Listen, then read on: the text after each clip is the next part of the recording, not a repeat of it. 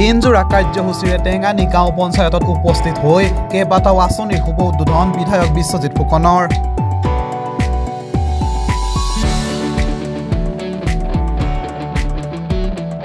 নিৰ্মীয়মান ভোজৰালী আৰু ২৬ ঘৰীয়া ক্ষুদ্ৰ স্বাস্থ্য কেন্দ্ৰত ৬খন বিচনাযুক্ত গৃহৰ শুভ উদ্বোধন কৰে বিধায়কগৰাকীয়ে।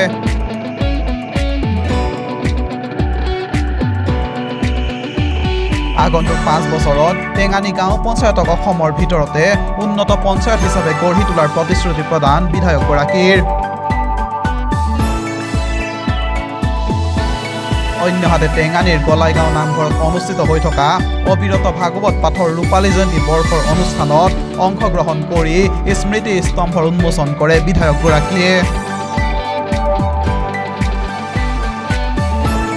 টেঙানীৰ বিভিন্ন দল সংগঠনৰ লোকে ভাৰতীয় জনতা পাৰ্টিৰ প্ৰতি আকৰ্ষিত হৈ যোগদান কৰাও দেখা গ'ল ভাৰতীয় জনতা পাৰ্টিত।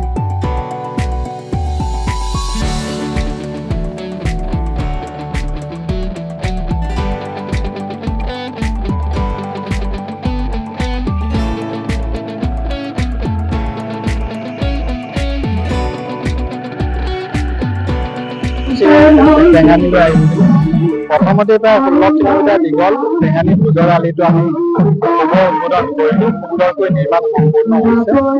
তাৰ পাছত ২৬ ঘৰীয়া যি ক্ষুদ্ৰ স্বাস্থ্য কেন্দ্ৰত ৬খন বিচনাযুক্ত হস্পিটেলৰ শুভাৰম্ভ কৰিলোঁ, উদ্বোধন কৰিলোঁ।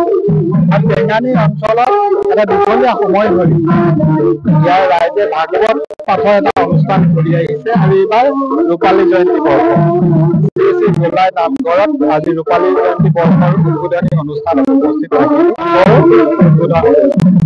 আজিৰ দিনটোত প্ৰায় ১০০তকৈ অধিক জাতীয় পৰিষদ, ৰাইজৰ দল আৰু কংগ্ৰেছৰ সদস্যই টেঙানীৰ পৰা বিজেপিত যোগদান কৰিলে। মই তেওঁলোকক আদৰণি জনাইছোঁ আৰু আশা কৰিছোঁ সকলোৱে মিলি আমি টেঙানীখনৰ এটা নতুন ৰূপ দিব পাৰিম।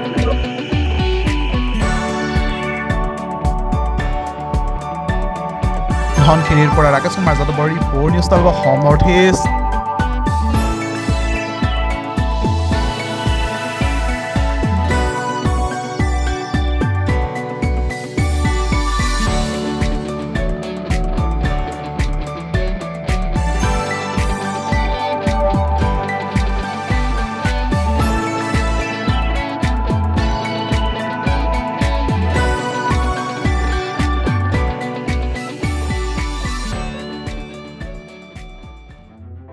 News 12 Assam north east. যাত্ৰা আমাৰ অবিৰত, সংকল্প অপ্ৰতিৰোধ্য।